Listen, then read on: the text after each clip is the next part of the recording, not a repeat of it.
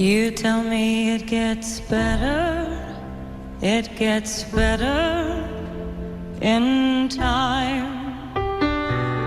You say to pull myself together, pull it together, you'll be fine. Tell me what the hell do you know? What do you know? Tell me how the hell could you know? How could you know? Till it happens to you.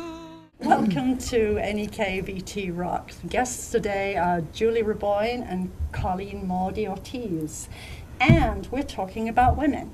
We're talking about sexual assault. We're talking about what's happening currently in the country and what we're all going to do about it, because it sure isn't being done around us. And I don't know about you guys, but I am so angry about it. So angry. Yeah. But what do we do?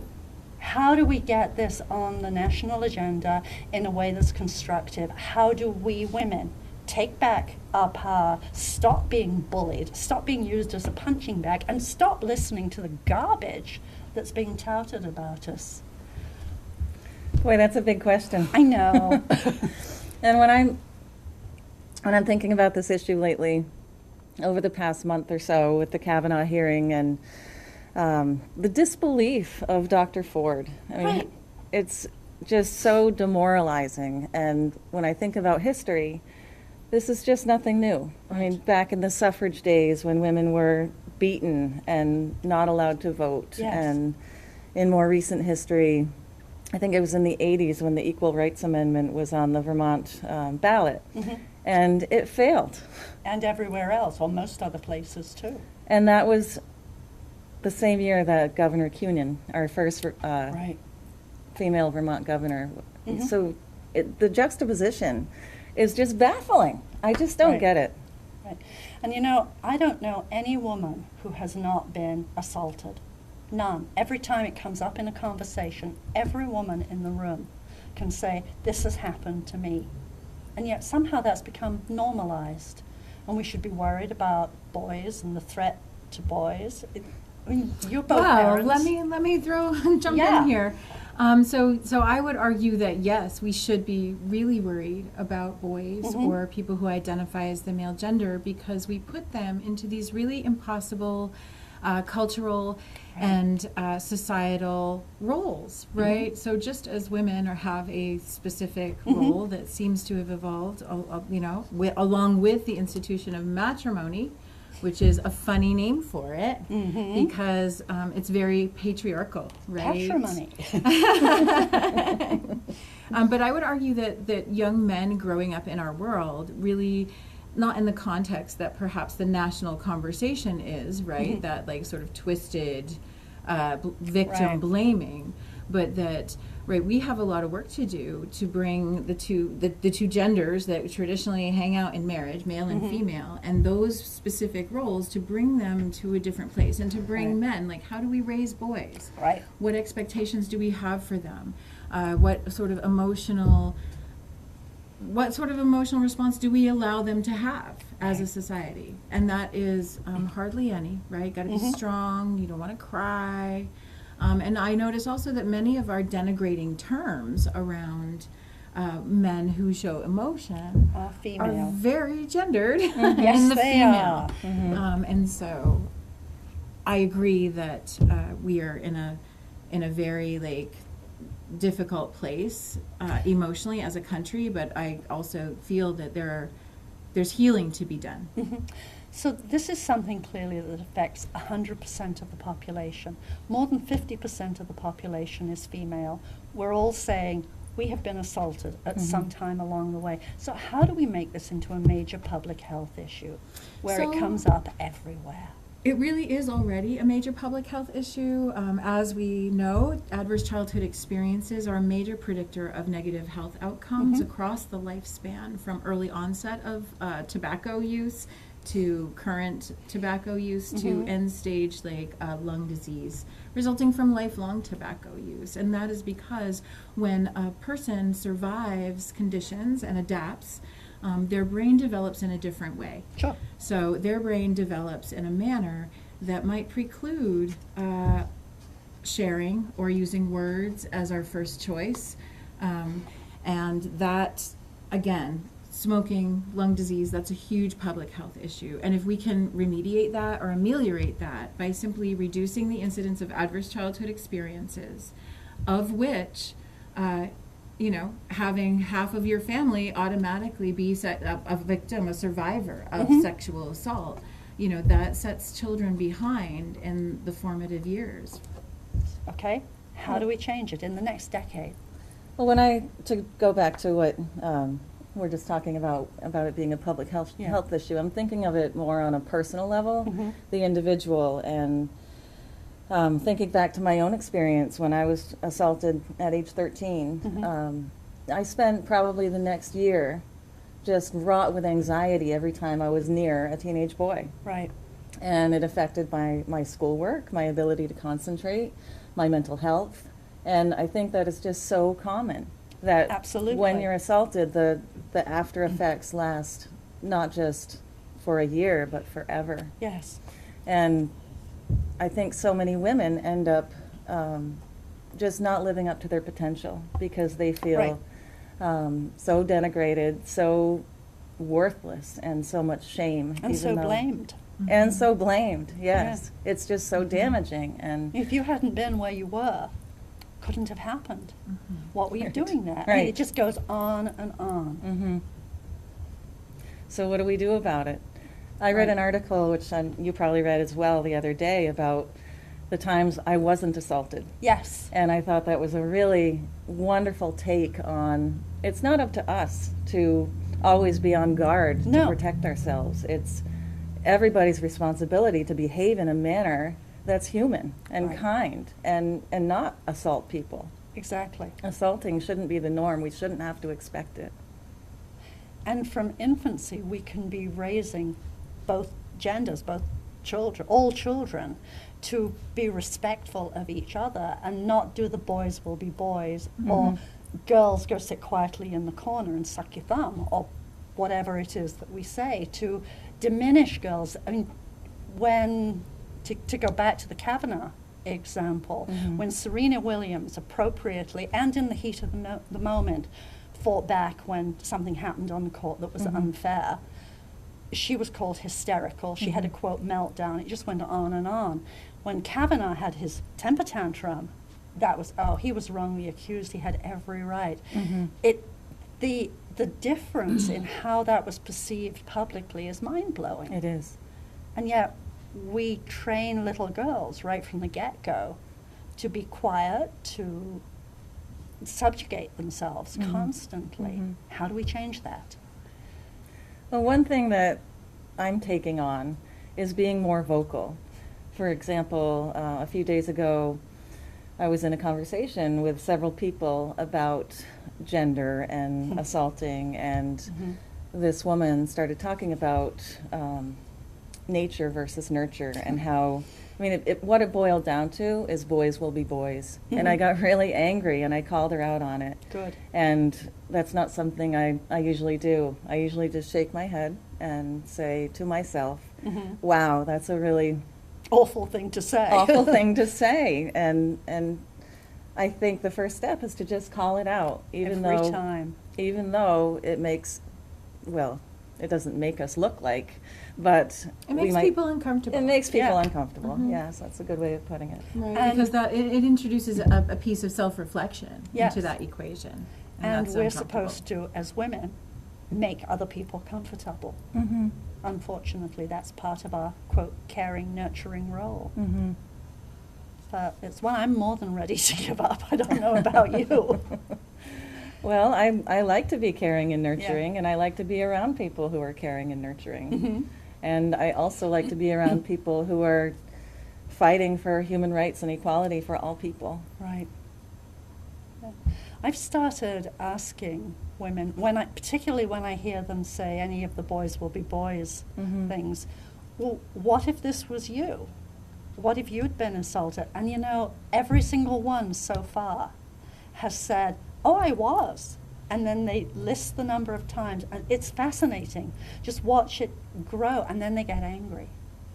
Which, of course, I'm sitting there cheering at that point, because I'm hoping then that that person will think before they do the boys will be boys, and change that. That's a really chilling anecdotal experience, and it's true. really reflective of the original Adverse Childhood Experience study, where 1 in 5 of the original 17,000 participants who were upper middle class, well-insured, employed, and well-educated, that 1 in 5 across genders had been sexually abused as a child. And we tolerate an incredible, heartbreaking amount of cruelty and violence in our culture towards children and families and women. We normalize Right? it. We do.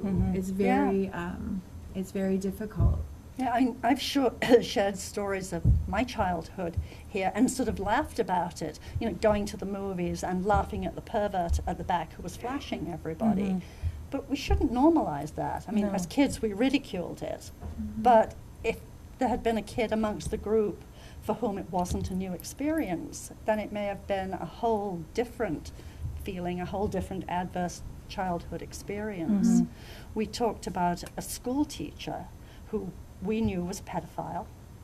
And when it was sitting in a circle, the girls, he was interested in boys, the girls would say to the boys, "What's it worth for us to sit next to him?" We did that. So we normalized that. He never got called on his behavior. Wow. Which was, who would we have gone to? What would we have done? Right. And how do we change that part of it, which is believing kids when they tell you something has happened and not minimizing it? Yeah, I think many times, especially, I mean, not so much recently, but, you know, I hear stories about girls who are 11 or 12 who were caught with a 45-year-old man and Right. blamed and told that they were promiscuous. Yes. I mean, talk about blame and shame and life-ruining Yes, experiences. exactly. It's just so sad and wrong. We do need to believe and stick up for. Back to the public health issue, in the same adverse childhood experience study and some subsequent research, there was this weight loss group run by this doctor, and it was all women in this group, and they all successfully lost a lot of weight and got to a healthy weight. And then, I don't know, maybe a year later with a follow-up study, they had all gained that weight back, and it turned out that all of them had been molested as children. And think of the health sequelae of Yeah. morbid obesity Right. across the lifespan, right? There's joint damage, asthma and inflammation and diabetes and heart disease and Right. clots and strokes, and like we have the capacity to change that. And Right. I see, like Julie said, is how do we treat one another, Right. right? yeah, and I think it gets so much more difficult in our current political climate, where being really mean and name-calling at the highest level of what should be the most integritous office. You And would think. You would think, and I see those ripple effects down to the Right. local political level, and it infuriates me. And I don't know what to do about it. I'm at a Right. loss. I am so angry. Exactly. Well, and I want to throw in there, because that pissed me off too, is that, you know what, our education system, in which we are mandated to teach health and healthy relationships, because the behavior that we see on a national level would not be tolerated in the most chaotic preschool, right? Right. Right? Absolutely. There would be Right. some let's work on this. This is a problem. No, And there'd be that's a if lot of you're two. medications, actually. Right. That is if you're two. So our institutions where we put the burden of some portion of teaching healthy relationships, Yeah. our schools, right, are Yes. currently under attack by the patriarchy, Yes. right, and being undermined. And, you know, is that women's work? Is that why? Right? Nurses? Probably. Is that women's work? Is that why we don't value it? Yes. Do we not value education? Do we value healthy relationships? No. Because that is the foundation for moving forward as a human in any capacity We whatsoever. don't value any of the helping professions. I mean, tell somebody you're a social worker and wait for the long list of abuse about what you, quote, should be doing and who these terrible people are that you're supposed to be working with. We don't value it. But we can change that as we meet with other women. We can raise it as an issue. I mean, And empower each other. right. I mean, I vacillate between total despair and total rage, but somewhere in the middle of there have to be some constructive things that we can do to change this, one woman at a time. Well, I think I would hold up Julie as a shining example of trying to change that already, serving Yes. on city council. Yes. Um, Well, you're on the planning I am commission. on the planning commission, and so these nuts and bolts positions on the local level Yeah. are really an incredible opportunity, Right. particularly with the fact that, you know what, people, like, we all value the same things. We had a really, like, fascinating and wonderful conversation with some other women in politics at various levels in various towns. Yeah. And really what we all value and what we all hold dear is the future of our children. Yes. Right? And the hope and the potential that they will have a better life than we have, right? Or that we can set them up for successes that we never could imagine. Right. And that crosses party lines when you're talking to a woman Yes. politician, which is interesting because it doesn't seem to necessarily as well carry over when. But that fact that we value that, I think that is a crucial strength and a crucial like common ground to build on. How do we do it on the street, in community? We're all in communities, different communities. We have neighbors, we have friends of both, all genders. How do we do it there? We have contact with kids. You guys obviously have contact with your own kids. And I try to minimize it. yeah, I'm sure you do. High five, that was a good one. I love you kids so much. You are my life. And the friends of your kids who may not have parents who are politically active or verbally active, vocal, and who have their own adverse life experiences, as we all do. How can we do it there? How can we change this with every contact we have? It really has to be on a grassroots level, Yes. right? Like every conversation you have in the grocery store with anybody you Yeah. see. I know, I can keep coming back to that. I mean, I believe But- that all change happens at the grassroots level. It doesn't Yeah. come from the top and trickle down. There's only nasty things trickle down. We Yeah. all know that. Change is from below. Well, It's and at I the think like grassroots. just, this is a weird like gender thing, but I think like women, because of our biological advantage, right, of bearing children, I think that we have that, we can access that more readily, right, than unfortunately the cohort of men in our society and our culture who we have hobbled and crippled, right? By enabling? You know, that's gonna make me forget where I was going with that, and I've already forgot pretty much. God damn it. So I think that, like, of all the people in our society, that it is mothers, right, and aunts and grandmothers and sisters who can still connect in that really fundamental way around love without the shame and the, you know what I mean, the public shaming that goes along with feeling Yeah. real feelings that we do to men. Right. So I'm saying that, you know, we hold them back, not we, Right. our society and our Yes. culture and our norms hold them back very specifically from accessing those same emotions that we are going to utilize to save the world. Yeah. Our expectations are very low. And that's really sad. Yeah, and it's so embedded. It's like Yeah. embedded in our casual speech. Yes. I It noticed is. in our conversation the other night, right, that it's fascinating. It's fascinating and sad, but I think that there's a really hopeful way forward, right? Like by having conversations like this, and bringing, being And- inclusive as well. And encouraging women to be leaders. Every time I've talked to anybody about running for office, whether it be at the local level or the state level, years ago when I was involved very heavily with a partisan group and people were encouraging me to run for office, there was talk such as, well, watch your children. we'll bring you meals.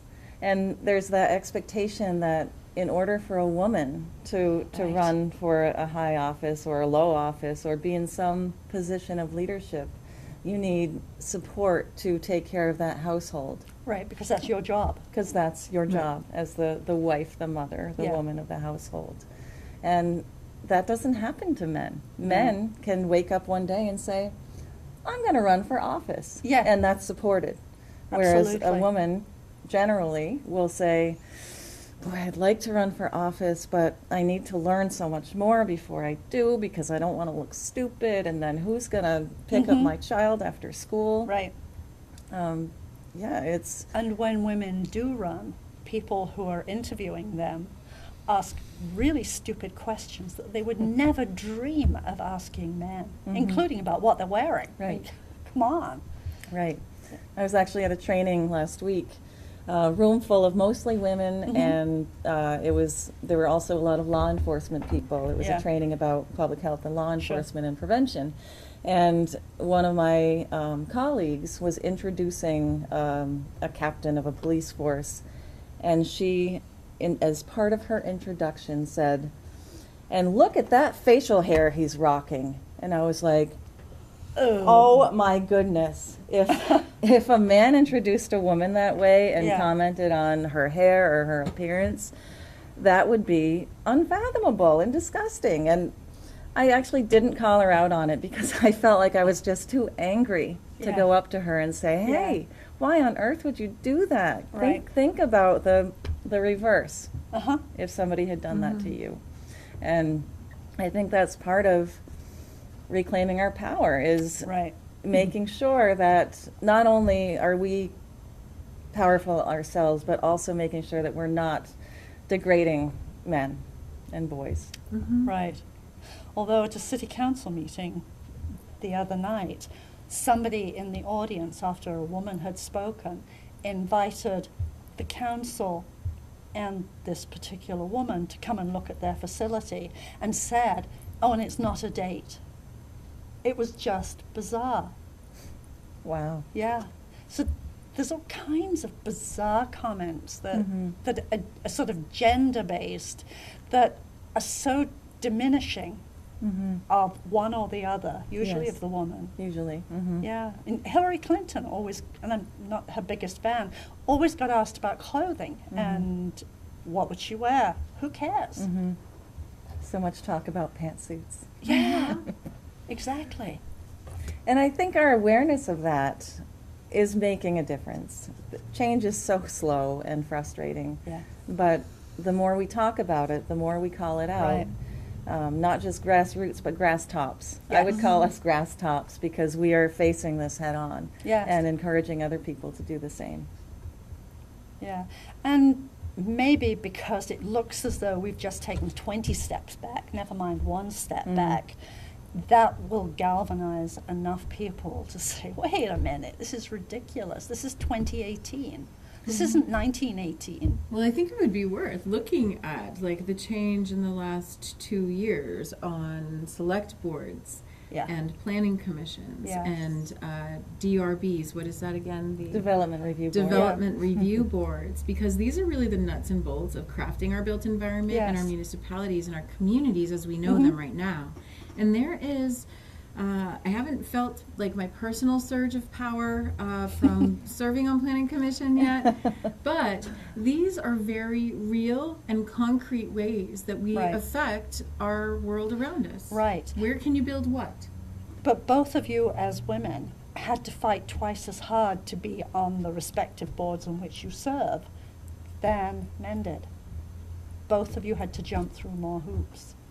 And why do we condone that?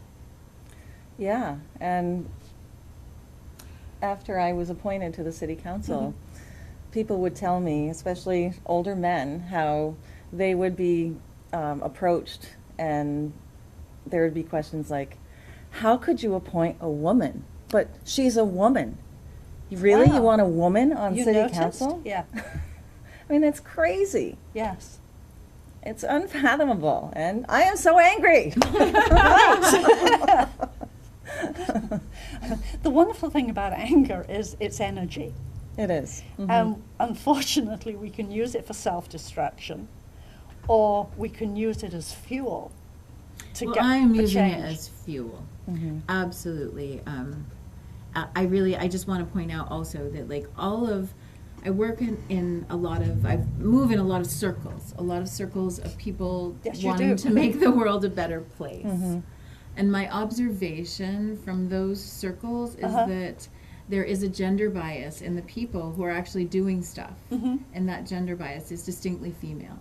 And so Yes. I feel like, over the millennia, that like that power has always been recognized by, I don't know, the patriarchy perhaps, and subverted, right? Because, and I know this sounds a little hokey, but I also sense that there is some discomfort in the patriarchy, in the leadership, right? Of, you know what I mean? Like it's sort of palpable, right? Yeah. It's very There's some threatening. embarrassment, which is a good thing it's too. threatening, right? And, Yes. and it can be like we've created a culture where it's emasculating, right? Oh my God, right? That would be Yeah. awful. However, I feel we have tremendous power, and all we have to do is exert it. Right. The power is with the people, with us. It's Yes. not with state reps and, Right. it is with city council that To bring it back to a personal level, you both have sons and daughters. How do you handle it on a day-to-day basis? Because it's the opportunity here to model how you can mitigate what's happening to your kids out in society who are hearing a lot of this stuff and the real negativity towards women. How do you handle that at home? Well, my kids are grown. One of my daughters is now 21, and she compliments me all the time about the example I set for her, and not just about gender and gender roles, but about leadership. race, leadership, being outspoken, being powerful, not being shut down by controversy. And it's so much easier. And standing up for what's right, no matter what the consequences. Yeah. I have Yes. tremendous respect for you for that. Thank you. And it's so much easier to bury our heads in the sand and say, this is just too much, I don't want to talk about it, I don't want to think about it. Life is so much easier if we're not fighting that fight. But we have to fight. Yeah. Your sons are younger. How do you stop it with them? Because you must hear conversation between other boys and some of the comments. So with my own sons, I feel like as a human being, right, in our process of becoming, that really you only get woke to these things after you've been swimming in it for so long, right? So like with my own family, I try to have frank conversations and open conversations. Being able to name something decreases the power that it has over us a tremendous amount. And with I have two older daughters as well, and I have very frank conversations with them because they're quite a bit older. And I say, you know what, these are the things that you want to be vigilant of and look out for. But I think that we really. And we don't have any more time. So I was explaining to somebody yesterday, I feel this sense of incredible urgency. We all do. Yes. Right? With the condition of our planet. Yeah. With the landfill coming, expansion debate here on our lake. And that makes me feel really validated that something happened. City Council, thank you City Council, took a stand and took a lead. Right. But I was absent from that vote. That's true. And I feel like I fell ill because I have been so immersed in controversy and despair and anger. And it has a physical toll. It does. And I just could not rally my physical health to go to that meeting that night. Even though it's a really important role that I serve, and it's not an everyday job. It's twice a month that I need to attend a meeting. Exactly. And I missed one because of the despair of what's going on in our world. Right. Yeah. It's brutal. It is. Indeed. And so I lose patience, but who I see showing up and doing stuff is women. right? Who goes to every stupid meeting. Yes. Women. Like Yeah. that. Yes. Every stupid meeting. Right? And so I feel like, you know, as a woman, Yeah. that we are showing up, we are at Yeah. the table. Yeah. And I, you know, certainly, And just for the sake of my children, and people can say it's selfless all they want, but you know what, really biologically, I kind of love my children best of all. And so if saving the world, like, but we are all one, right? So my children are their children. We have to save the world for everybody. Yes. Right? We have to mitigate the effects of anthropomorphic climate change, or nobody will have a Right. future.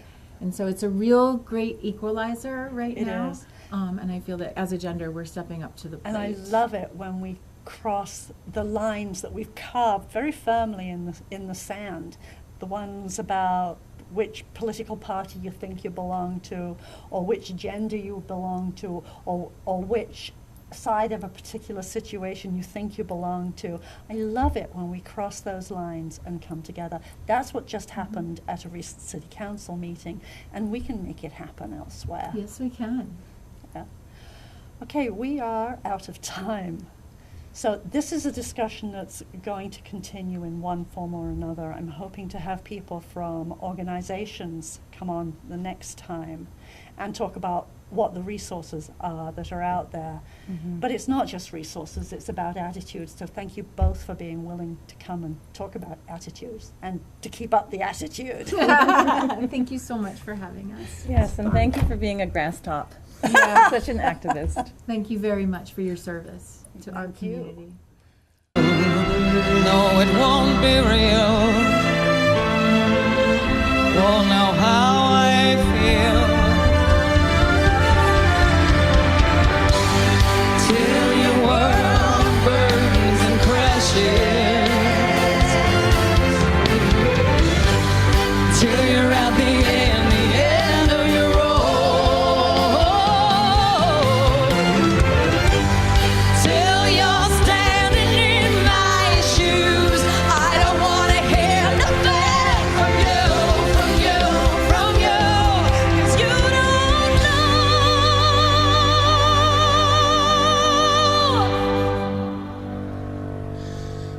Till it happens to you, you won't know how I feel. How I feel. How I feel. Till it happens to you, you don't know. It won't be real. How could you know? No, it won't be real. How could you know? How I